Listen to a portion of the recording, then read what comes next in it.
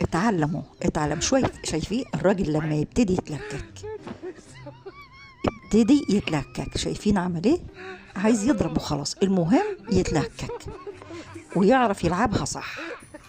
يمرمط اهلك اول ما يبتدي يتلكك لك، يمرمط اهلك وهو على حق خلاص. ما هو على حق، المهم ان يكون على حق عشان ما حدش يعيب عليه ولعبها صح. يلا شايفين مش بقول لك انا؟ المهم انت جافشتك. استنى بقى، شوف كده الحريم ولا كده الرجاله يا باشمهندس. والله لما تعمل ايه؟ يلا، وقعت في ملعبي، تعالى يا بابا، تعالى يا حبيبي، تعالى. انت هتغلب مين؟ ده كيدهن عظيم يا بابا. ايش